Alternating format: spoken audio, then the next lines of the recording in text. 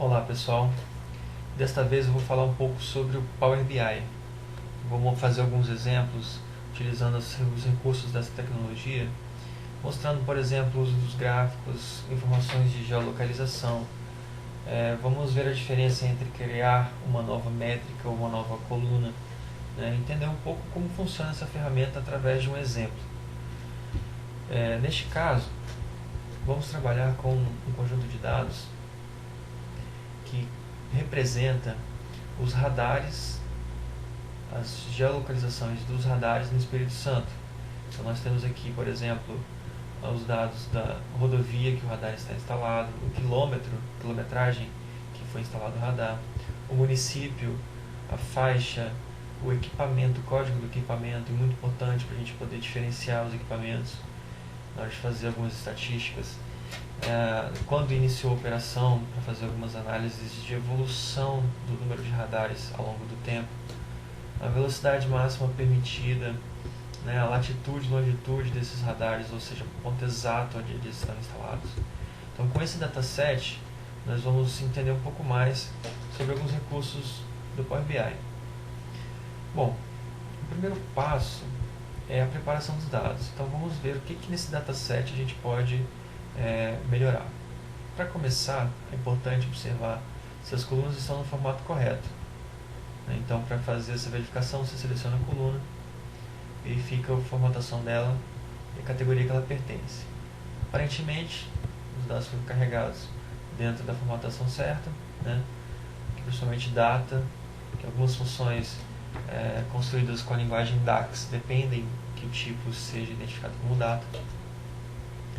Aqui, longitude e latitude, é muito importante definir a propriedade dessas colunas como uma propriedade de geolocalização, porque isso permite com que os componentes gráficos de mapa identifiquem que trata-se de um ponto.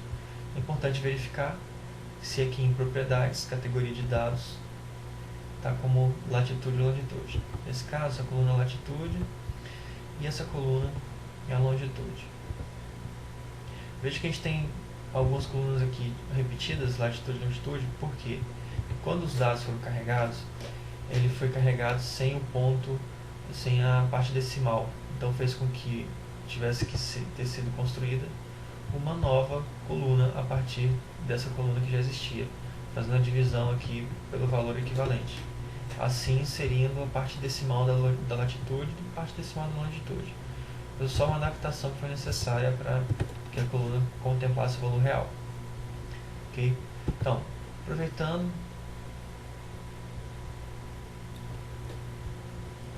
para abordar esse assunto, qual é a diferença entre... Aqui foi modificada sem querer a divisão, latitude. Vou voltar para a fórmula anterior.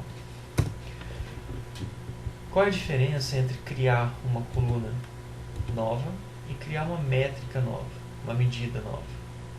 A medida, ela se aplica a todos os registros ao mesmo tempo.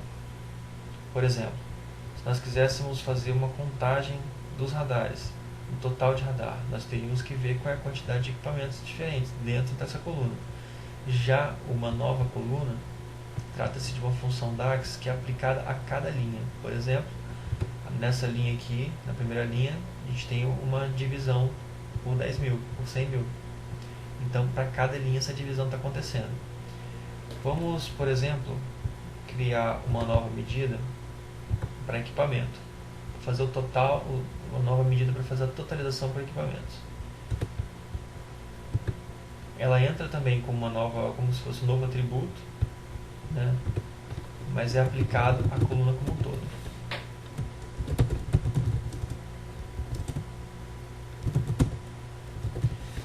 De quantidade de radares. A função para fazer uma contagem é a função distinct count.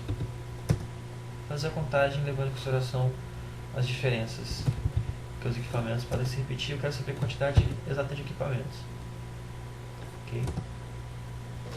Então temos aqui uma nova medida, que quando a gente for montar os nossos gráficos, ela vai aparecer aqui com o valor da quantidade total de radares por município, por rodovia e tudo mais.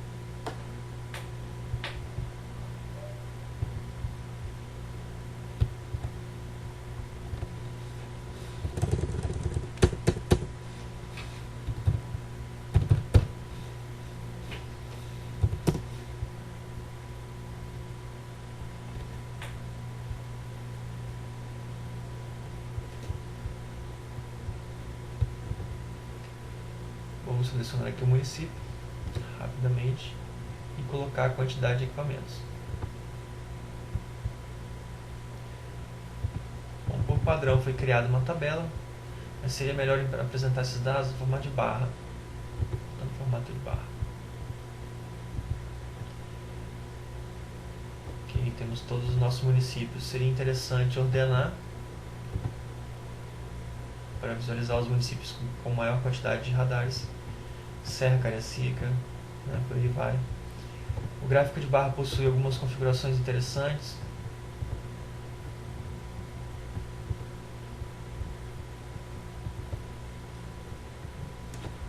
Que nós podemos utilizar.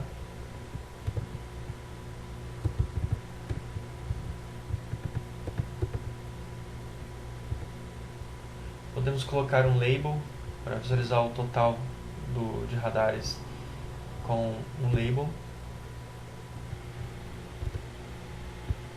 seja, a gente consegue visualizar mais rapidamente que o total do município. Aqui no gráfico de barras, agora um gráfico de acumulado ao longo do ano, né, utilizando aquela métrica que a gente construiu anteriormente. Essa métrica acumulada. Essa métrica é construída com a data de início. Importante lembrar que a gente vai acumular não nos níveis de dia, mês e trimestre, mas sim no nível de ano. Então, quando você atribui uma coluna de data, o Power BI interpreta que você quer usar a hierarquia completa, mas não precisa. Vamos trabalhar no nível de ano e vamos colocar aqui em valor o acumulado. Então, a gente vê aqui exatamente o acumulado de um ano para o outro, ou seja, 2011 mais aqueles que foram instalados em 2012 acumulado com 2011, mais aqueles que foram instalados em 2013 acumulado com os 2 anos anteriores, e assim sucessivamente. Tá? Então vamos utilizar aqui um gráfico mais interessante, um gráfico de área, para a gente ver essa curva melhor. Então a gente vê que existe uma tendência mais forte de aumento de instalação aqui nos últimos 2 anos, mais do que nos anos anteriores. A curva está menos acentuada do que nesses 2 anos mais recentes. Okay? Então, por fim, vamos construir aqui o mapa, utilizando aquelas coordenadas geográficas e ter essa visão completa de onde tem cada um dos radares. Mapa, a gente pode vir aqui nesse item.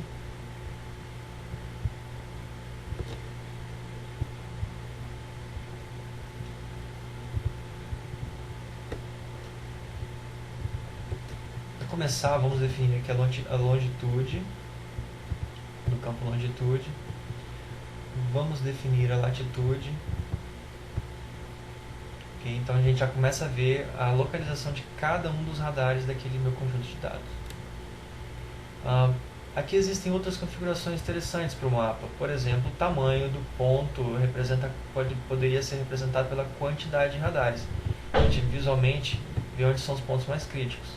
Então temos aqui em Vitória, temos aqui na 262, também seria interessante colocar, para ele saber de que rodovia se trata, aqui a rodovia em legenda.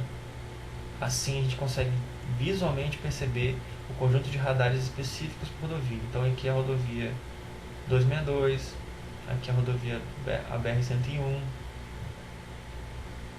BR-101. Então a gente vê aqui com as cores a diferenciação. Ok? Bom, com isso temos um painel interessante aqui, né? Poderíamos por fim colocar aqui em destaque a quantidade de radares para a gente acompanhar o total geral. Então tem aqui um componente que poderia ser esse, com total de radares, quantidade de radares geral.